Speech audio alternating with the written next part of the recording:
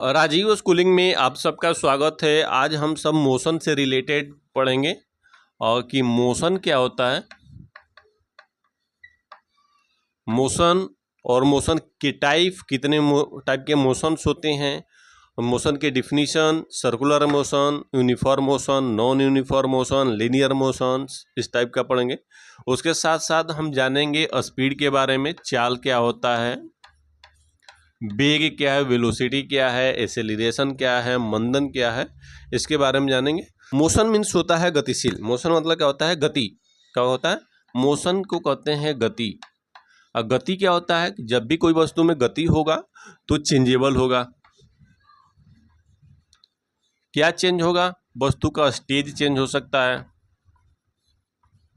Position change हो सकता है,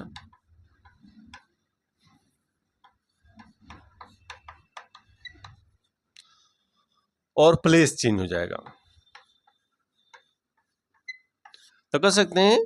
और टाइम, भाई इनमें तो इन सब कुछ चेंज होने में टाइम तो लगेगा ही।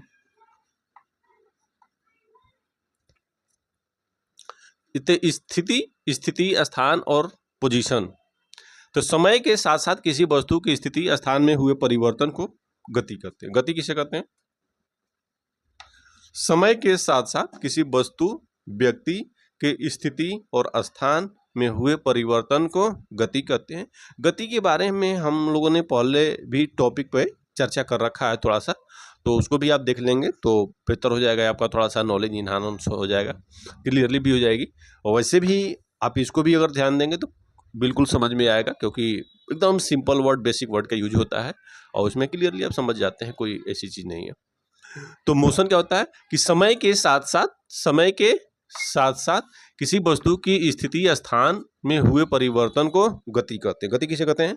समय के साथ साथ किसी वस्तु, व्यक्ति की स्थिति और स्थान में हुए परिवर्तन को गति कहते हैं। जैसे मान लेते हैं कि कोई व्यक्ति यहाँ पटना है, पटना से रांची जाता है, तो उसकी पोजीशन, स्थिति और स्थान में परिवर्तन तो होगा ही, उसी को क्या कहते हैं? गति कहेंगे। और गति में एक समान गति होता है। अगर आप बाइक चला रहे हैं तो बाइक से अगर कोई भी व्यक्ति की स्पीड 1 किलोमीटर की दूरी 5 मिनट में तय कर रहा है, फिर नेक्स्ट 1 किलोमीटर की दूरी भी 5 मिनट में तय कर रहा है, फिर अगले भी 1 किलोमीटर की दूरी 5 मिनट में तय कर रहा है, तो इसकी क्या हो रही है कि दूरी भी सेम हो रही है और टाइम भी सेम हो रही है। मतलब कि हर 1 किलोमीटर 5 मिनट प्रति किलोमीटर के हिसाब से जा रहा है। क्या जा रहा है? 5 मिनट प्रति किलोमीटर।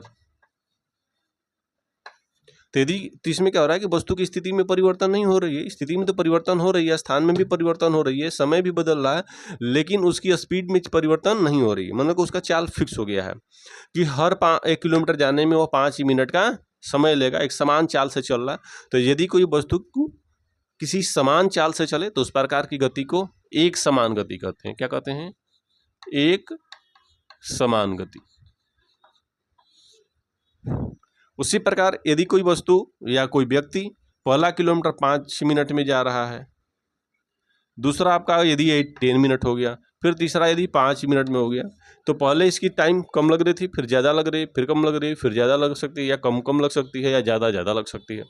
तो यहाँ पर चेंज हो रही है। यदि किसी वस्तु की स्थिति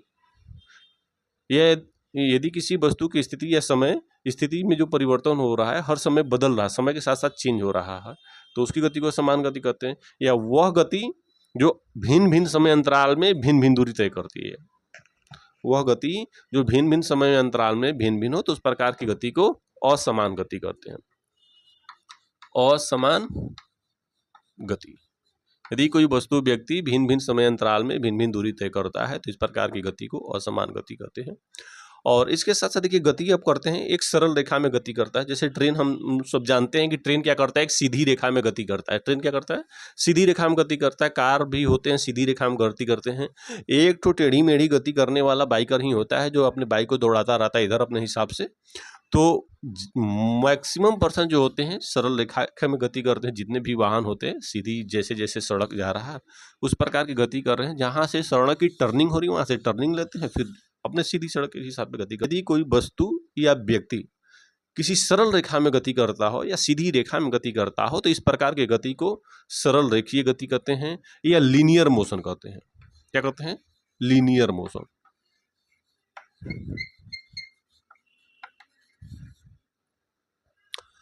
तो और अगर कोई वस्तु है किसी वृत्ताकार पथ पर गति करे तो उसकी गति को क्या कहेंगे, वृत्तीय गति।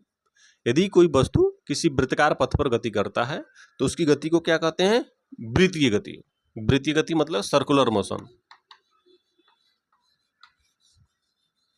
Circular motion. सर्कुलर मोशन किसे कहते हैं, यदि कोई वस्तु व्यक्ति किसी वृत्ताकार पथ पर गति करता हो तो उस प्रकार की गति को सर्कुलर मोशन कहते हैं। जैसे मान लेते हैं ये चौक है या कोई भी पत्थर को आप धागे में बांध लीजिए, इस प्रकार के घुमाइए या ऐसे घुमा लीजिए, तो एक समान वृत्त में जो गति कर रहा है तो वृत्ताकार गति होगा, तो उसकी गति को वृत्तीय गति कहते हैं।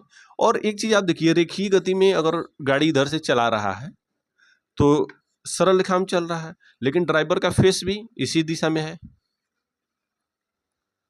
लेकिन अगर वृत्तीय गति कोई वस्तु कर रहा है तो वृत्त के हर बिंदु पर उसकी गति की शील वस्तु की दिशा होती है वो चेंज हो जाता है। क्या होगा, वृत्ताकार गति करते हुए गतिशील वस्तु का जो डायरेक्शन होता है वृत्त के हर पॉइंट पर चेंज होता है, माने हर बिंदु पर चेंजेबल हो जाती है। और गति चेंज होने की और डायरेक्शन चेंज होने के होता है तो उसकी स्पीड में भी चेंजेबल हो जाएगा। आप यदि दौड़ लगाते हैं तो देखे होंगे कि अगर कोई सर्कल ग्राउंड है, फील्ड है, उसमें आप चक्कर लगाते हैं तो जितनी दूरी होती है उतना कर लेते हैं, लेकिन जो मुड़ान होती है तो आपके स्पीड में परिवर्तन हो जाता है। तो उस प्रकार की भी गति होती है। तो सर्कुलर मोशन क्या होता है, यदि कोई गतिशील वस्तु या व्यक्ति किसी वृत्ताकार पथ पर गति करता हो तो इस प्रकार की गति को वृत्तीय गति कहते हैं। अब देखिए गति हो गया, तो गति के साथ साथ आप देखते हैं एक होता है स्पीड। तो आप लोगों ने समझा गति, एक समान गति, असमान गति, रेखीय गति। अब चलते हैं स्पीड में क्या होता है।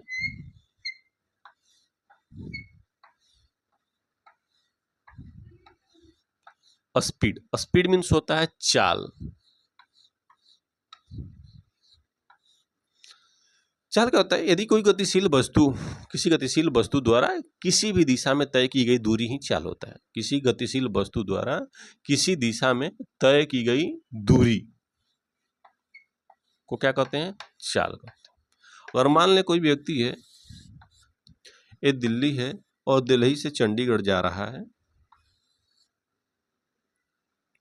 और इसकी दूरी हम लिख दिए 200 किलोमीटर हो गया या 235 किलोमीटर लिख दिए।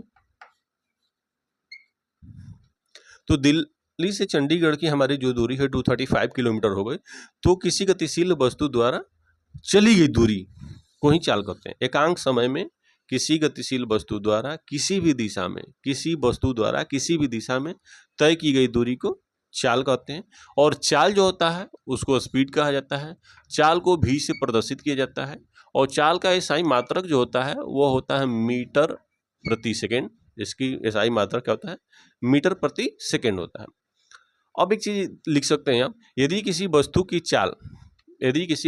चाल v हो और t समय में, यदि कोई वस्तु की चाल v हो और t समय में वह s मीटर की दूरी तय करता हो,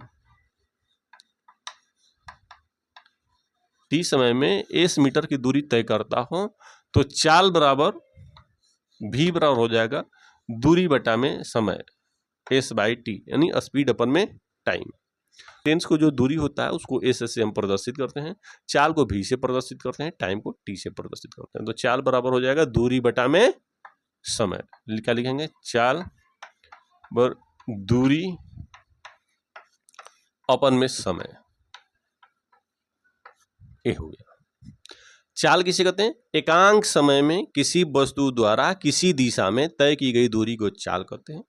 चाल एक अदिश राशि है, इसको व्यक्त करने के लिए डायरेक्शन की जरूरत नहीं पड़ती है, दिशा की कोई भी नीड नहीं होती है, उसे चाल कहते हैं। चाल को v से प्रदर्शित करते हैं। चाल का एसआई मात्रक मीटर प्रति सेकेंड होता है।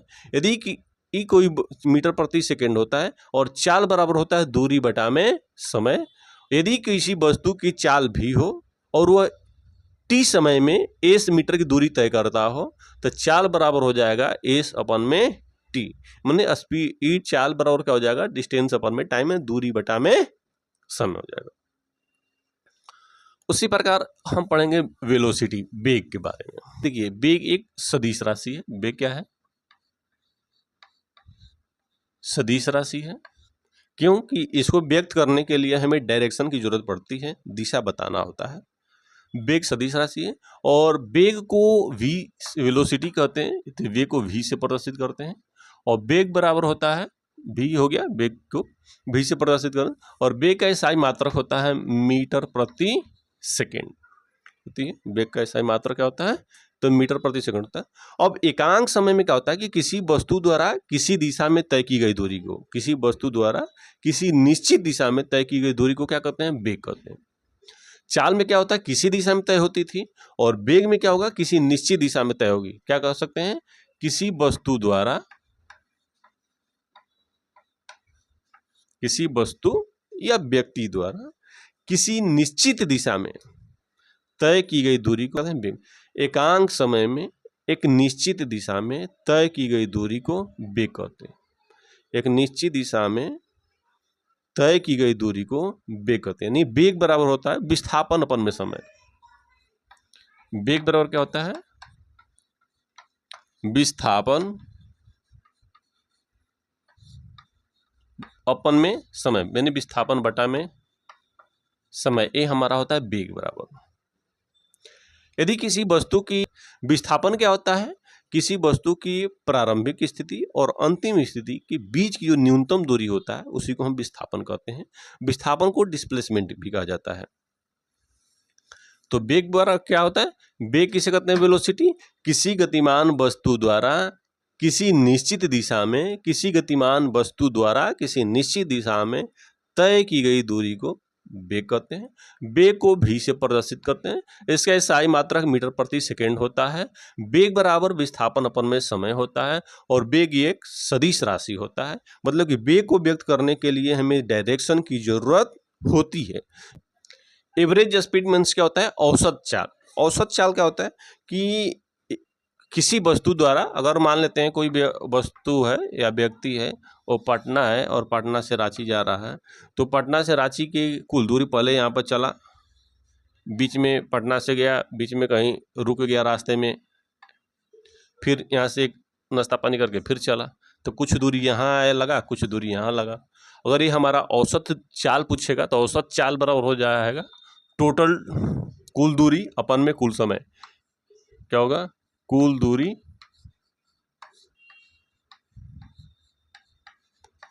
अपन में कुल समय।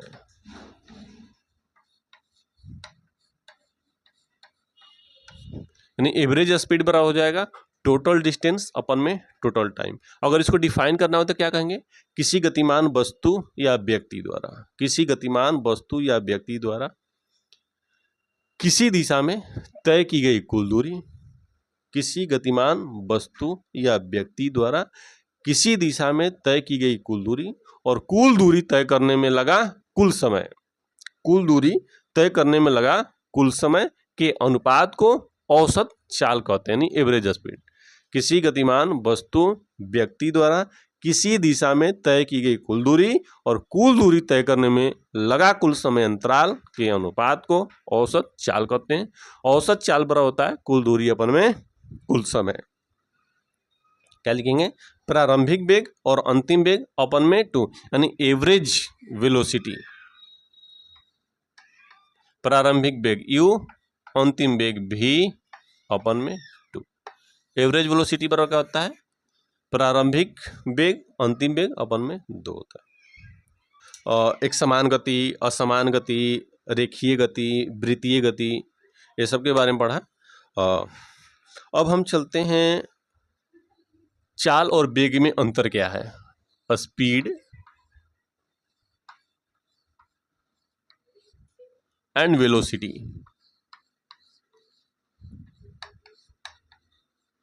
में डिफरेंस पढ़ने। चाल और वेग में अंतर क्या है? Difference between two speed and velocity. देखिए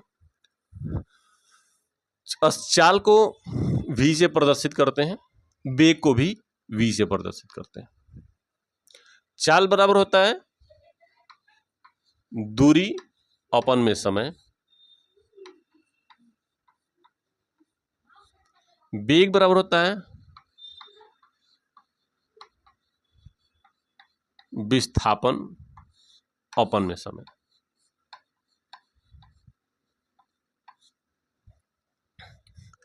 चाल का एसआई मात्रक मीटर प्रति सेकंड, वेग का एसआई मात्रक मीटर प्रति सेकंड। चाल एक सदिश राशि है, वेग एक अदिश राशि। हो गया। चाल को क्या है, चाल सदिश राशि है, वेग अदिश राशि। चाल का एसआई मात्रक भी लिख दिए, वेग का भी एसआई मात्रक लिख दिए। तो चाल क्या होता है कि एकांक समय में किसी भी दिशा में तय की गई दूरी चाल होती है। वेग किसी वस्तु व्यक्ति द्वारा एकांक समय में किसी निश्चित दिशा में तय की गई दूरी को वेग कहते हैं। वेग बराबर विस्थापन बटा समय होता है, जबकि चाल बराबर दूरी बटा में समय होता है। दोनों का एसआई मात्रक सेम होता है, मीटर प्रति सेकेंड, मीटर प्रति सेकेंड। और चाल जो होता है वो एक सदिश राशि है, क्योंकि चाल को व्यक्त करने के लिए कभी भी डायरेक्शन की रिक्वायरमेंट नहीं होती है, जबकि वेग एक अदिश राशि है, इसको व्यक्त करने के लिए दिशा की जरूरत पड़ती है। तो हमारा समानता या अंतर दोनों था, चाल और वेग में क्या डिफरेंस था। एक्सेलरेशन मतलब होता है त्वरण। एक्सेलरेशन किसे कहते हैं, त्वरण। त्वरण मतलब होता है त्वरित होना। त्वरित होना, त्वरित होना मतलब कि किसी गतिशील वस्तु की गति हमेशा बढ़ते रहना। यदि किसी गतिशील वस्तु का वेग हमेशा चेंजेबल हो रहा, बढ़ रहा है, बढ़ते जा रहा है, मतलब कि कोई यहाँ से डिस्टेंस से मान लेते हैं दिल्ली है, दिल्ली से चंडीगढ़ की दूरी है, पहला किलोमीटर 1 किलोमीटर की दूरी जाने में 5 मिनट ले रहा है, फिर नेक्स्ट 1 किलोमीटर की दूरी तय करने में 4 मिनट ले रहा है, फिर नेक्स्ट 1 किलोमीटर तय करने में 3 मिनट का समय ले रहा है, फिर नेक्स्ट 1 किलोमीटर तय करने में 2 मिनट ले रहा है। तो समय कम लग रहा, 5 मिनट से 4 मिनट हो गया, 4 मिनट से 3 मिनट हो गया, 3 मिनट से 2 मिनट हो गया। दूरी 1 किलोमीटर, 1 किलोमीटर, 1 किलोमीटर। यहाँ पर 1 किलोमीटर तय करने में 5 मिनट लग रही थी, यहाँ पर 1 किलोमीटर तय करने में 4 मिनट, यहाँ पे 1 किलोमीटर तय करने में 3 मिनट, यहाँ से 1 किलोमीटर तय करने में 2 मिनट। मतलब कि टाइम कम लग रहा है। टाइम कम लगने का मतलब कि उसकी चाल बढ़ रही है। जब कोई गतिशील वस्तु की चाल ज़्यादा होती है तो समय ऑटोमेटिकली कम लगती है। यदि आप दौड़ते हुए जाओगे तो समय कम लगेगी, धीरे धीरे जाओगे समय ज़्यादा लगेगी। यदि किसी गतिशील वस्तु का वेग हमेशा बढ़ रहा हो, यानी उसका वेग में परिवर्तन हो रहा हो लगातार, तो उसी को हम क्या कहते हैं, त्वरण। यानी वेग परिवर्तन के दर को क्या कहते हैं, त्वरण। त्वरण कैसे कहते हैं, वेग परिवर्तन। वेग परिवर्तन की दर ही त्वरण कहलाता है। त्वरण किसे कहते हैं, किसी गतिशील वस्तु के वेग में हुए परिवर्तन को त्वरण कहते हैं। अब त्वरण देखिए, त्वरण पॉजिटिव भी होता है, प्लस में भी होता है, माइनस में भी होता है, और त्वरण जीरो भी होता है। अब ये कोई जरूरी नहीं है कि गतिशील वस्तु का वेग हमेशा बढ़ता ही रहे। किसी समय गतिशील वस्तु का वेग जीरो भी हो जाएगा, क्योंकि वो भाई रुकेगा भी ना, क्योंकि चल दिया तो चलता ही रहेगा, ऐसा तो नहीं है। चल रहा है, बढ़ा रहा स्पीड, कभी उसकी वेग जीरो भी हो जाएगी और कभी उसका वेग कम होता जाएगा। चल रहा भाई, फिर धीरे धीरे कम होता जा रहा है, कम होता जा रहा होगा। तो यदि किसी गतिशील वस्तु का वेग हमेशा बढ़ रहा तो उसे त्वरण कहते हैं, त्वरित गति होती है। यदि किसी गतिशील वस्तु का वेग हमेशा घट रहा है तो उसे हम कहते हैं मंदन। क्या कहते हैं, मंदन। यदि किसी गतिशील वस्तु का वेग हमेशा घट रहा हो तो उसे मंदन कहते हैं। मंदन हमेशा निगेटिव होता है और त्वरण हमेशा पॉजिटिव होता है, त्वरित। अब मंदन और त्वरण एक ही चीज है, दोनों को ए से ही प्रदर्शित करते हैं और दोनों एक्सेलरेशन है, दोनों को ही त्वरण है। फर्क है कि इनका नाम दे दिया गया कि यदि किसी गतिशील वस्तु का वेग घट रहा तो निगेटिव होगा, उसे मंदन कहेंगे। और सेकंड होता है यदि किसी गतिशील वस्तु का वेग हमेशा बढ़ रहा, त्वरित हो रहा, तो उसे त्वरण कहते हैं।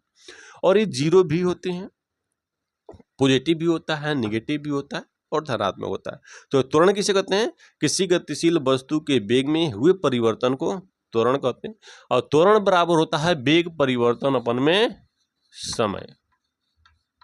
त्वरण बराबर क्या होता है, वेग परिवर्तन अपन में समय। यानी वेग में जो भी परिवर्तन होगा वही, और टाइम। अब एक क्वेश्चन लेंगे, यदि किसी वस्तु का प्रारंभिक वेग u हो यदि किसी वस्तु का प्रारंभिक वेग u हो और t समय बाद